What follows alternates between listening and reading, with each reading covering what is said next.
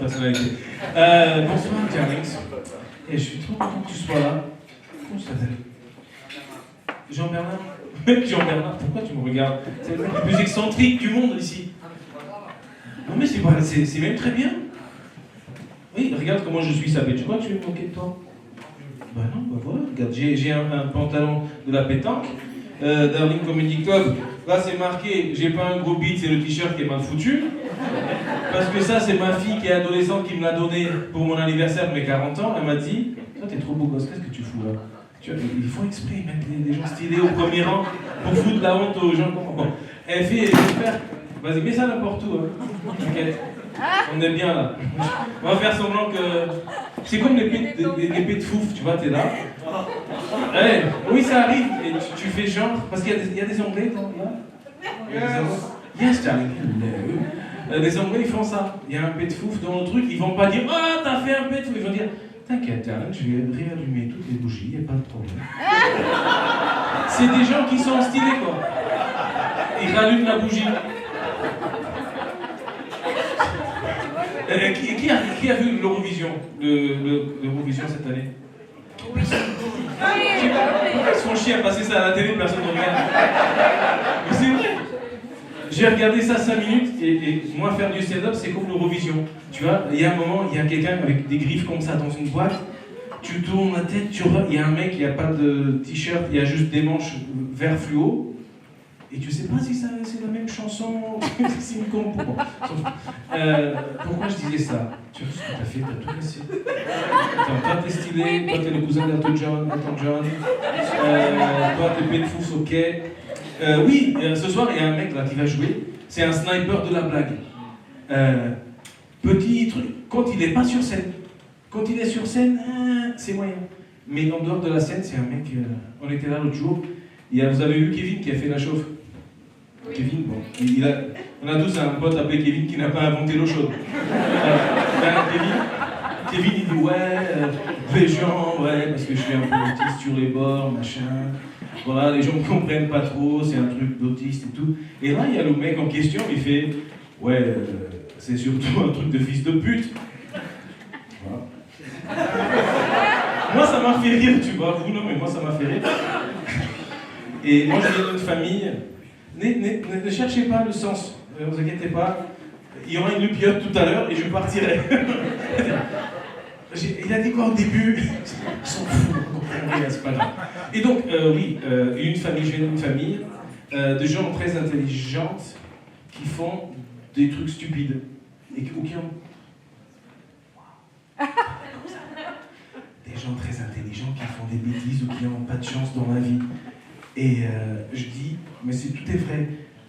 Mon grand-père a perdu un œil. Voilà, un accident. Chut, oui. Personne ne parle. Comment tu t'appelles, Darling, au four, là? Oui. Amandine. Tu sais, Amandine, une fois, je fais un spectacle. Il y a une Amandine, une Christine. Je dis, et il y a quelqu'un d'autre avec un prénom, In. Il y a un mec au fond qui lève le bras. Je dis, comment tu t'appelles? Yacine. On était, oui, mon grand-père. Oui. Mon grand-père s'est vidé un œil, il travaillait dans la construction. Bon. Mon oncle a perdu un doigt sur un portail. Mon cousin, ils étaient 5 dans une bagnole, ils étaient tous bourrés. Ils ont eu un accident, ils sont tous morts. Mon cousin a carrément perdu la tête.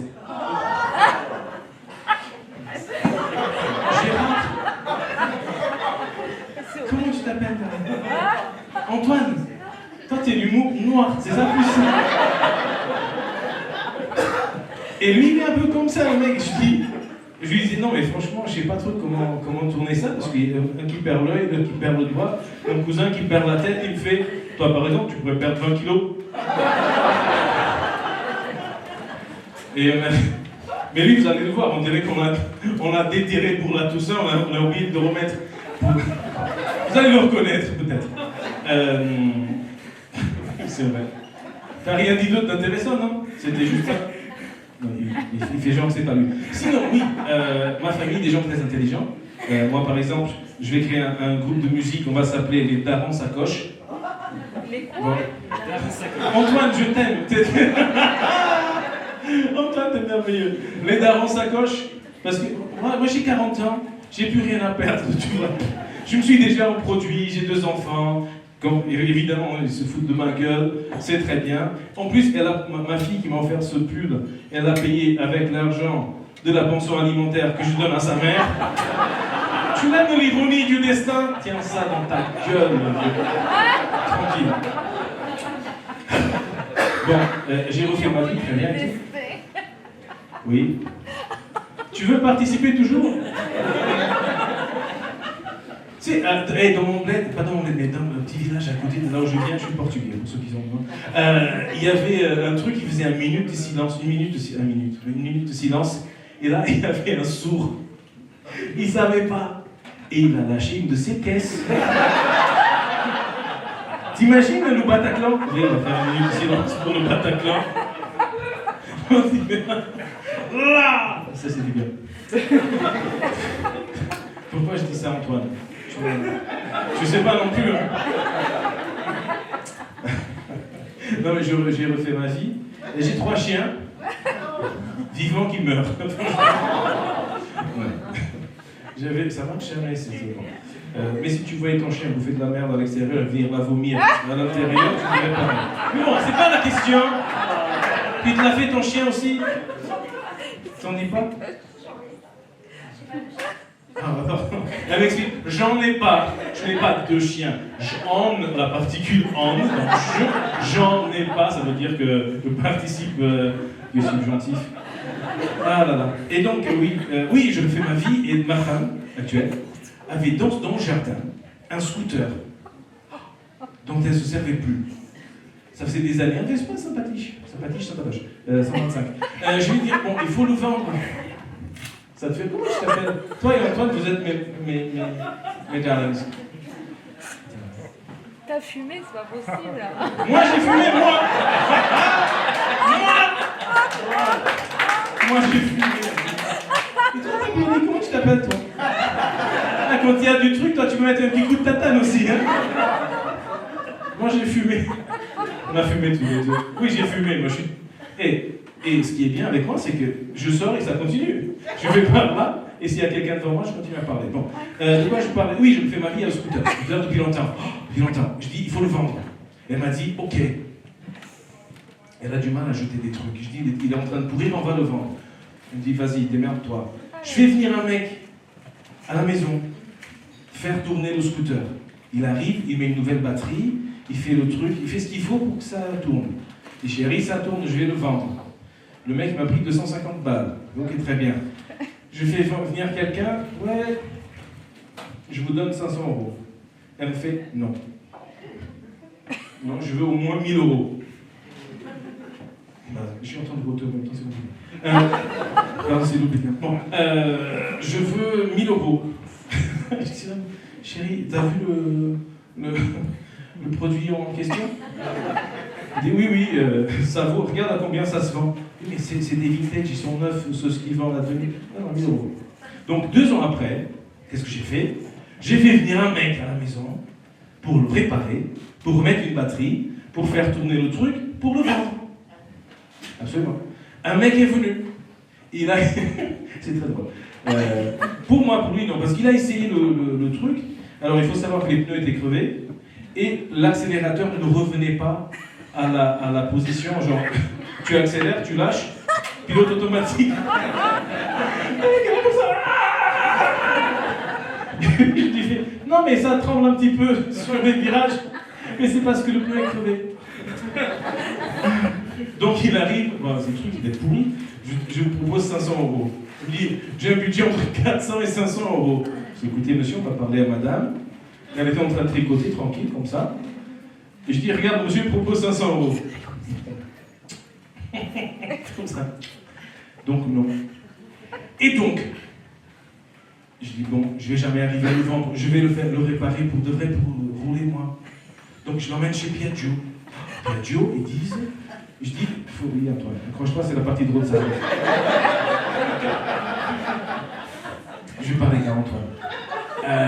Je vais là-bas, je dis, bon, il faut la révision des 10 000. J'arrive avec le scooter, il me dit, monsieur, ça fait combien de temps que ça tourne pas ce scooter? Je dis, 13 ans. Parce que là, c'est pas une révision des 10 000. Là, c'est une sortie de grange. C'est une sortie de grange. Ben oui, les durites sont fossilisés, monsieur. Ils ont dû reloger une famille de rats qui avait élu domicile là-dedans. Reloger carrément. 700 balles. 700 balles, je paye les 700 balles. Et du coup, maintenant, ça roule. J'ai changé les points, tout ça. Et ma femme, maintenant, on peut la vendre facile 1400 €. Tu vois? Ben oui, t'as comme ça. Vous êtes ensemble?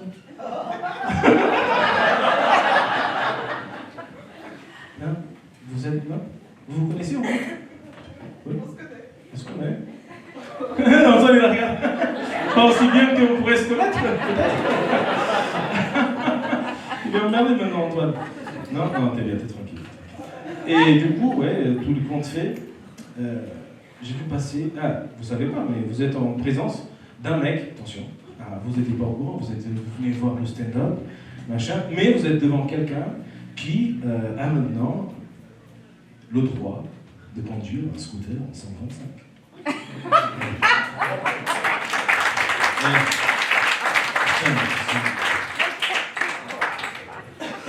Hein, 120 balles pour pouvoir conduire le scooter. Et j'arrive à l'auto-école pour faire le truc. Le mec, elle vient avec les remorques.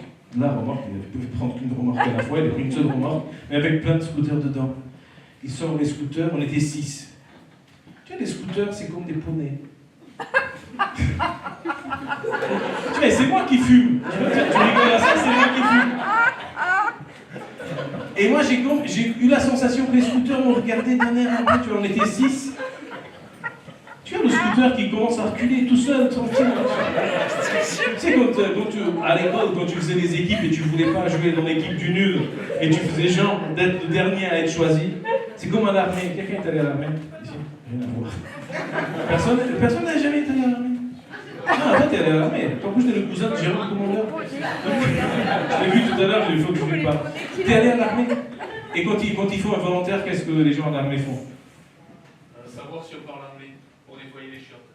Ah oui, moi je fais tomber direct. Yes, indeed. I want again, I smoke the weed like the lady in the back of the room. I got a bit foof. One again, we go. Et donc, nettoyer les chiottes, voilà. Le scooter était pareil. English? Moi? No, never. Et il y avait aussi la vieille, donc les scooters ils étaient un peu inquiets entre moi et la vieille, parce que c'est vrai, le scooter, le gros, la vieille, je sais pas. Le scooter il se tâtait la tige. Et bon, scooter, et heureusement, le scooter il était soulagé parce qu'il connaît le chemin, tu vois. Il sait que le petit circuit qu'ils nous font faire, c'est plat. Mais imagine si c'est comme ça. Vous avez déjà vu ça? Moi, je viens d'un pays sous-développé. Les gens, des fois, il y a 3 sur la moto. On montait comme ça. Il y a le monsieur, l'enfant et la femme derrière qui poussent avec les pieds sur le côté comme ça. Et ça, c'était une journée merveilleuse. J'ai eu ça.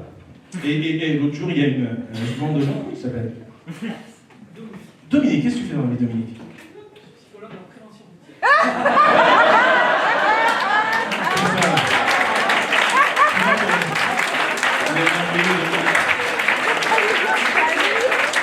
Est-ce qu'on se connaît, Dominique? C'était pas prévu, c'était pas prévu. Psychologue, ça c'est très bien. Quelqu'un a dit un truc drôle, j'ai pas entendu.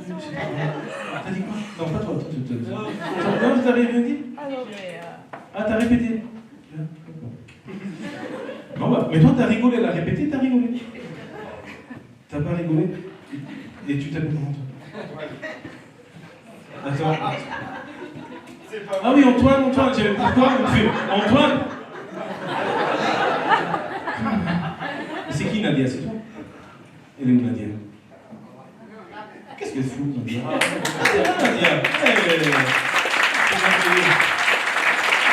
Je vais la voir besoin de toi Nadia dans 40 secondes. Parce que ouais, j'aime parler aux gens. Là je ne vais pas trop parler, mais c'est pas grave. Je vais parler dans votre direction, c'est la même chose. Je parle aux gens, et là, un jour, il y a une angiologue dans la salle. Et moi, il se trouve que j'ai une couille qui s'engorge. C'est la droite. Je sais pas, bon, je vous donne l'info. C'est la droite. Et elle m'a dit, tu vas avoir des varices aux couilles. Je lui ai dit, rassure-moi, ça va pas tomber. Elle m'a dit, et donc pour mon album, mon groupe de musique, ça va s'appeler Les Darons Sacoche. Notre premier single va s'appeler Varices aux couilles. Le deuxième va s'appeler AVC. Il me faut un truc AVC en herbe. Non, AVC en herbe, non, ça marche pas. AVC en devenir. Diabète type 2. Je sais pas, je cherche les titres. Ah, puissance quoi? Impuissance? AVC impuissance. Oh, c'est bien ça. AVC impuissance. Par applaudissement, les hommes. Qui est impuissant dans la salle? Non, Antoine, il a. T'as quel âge, Antoine? 40 ans aussi? Non. C'est dégueulasse. Non, mais c'est dégueulasse parce que lui, il dirait qu'il a 25 ans. Alors, avant de m'en aller, je sais quelle est la différence entre la peur et la panique. Non, tu ne peux pas connaître, sinon tu niques la blague. La peur, c'est la première fois que tu n'arrives pas à remettre le couvert. La première fois. Et la panique, c'est la deuxième fois que tu n'arrives pas à mettre le couvert au début. Tu veux le couvert bien, il essaie en tout cas. C'est très bien? C'est nul. C'est correct. Nadia applaudit. Merci d'avoir écouté. C'est pas fini.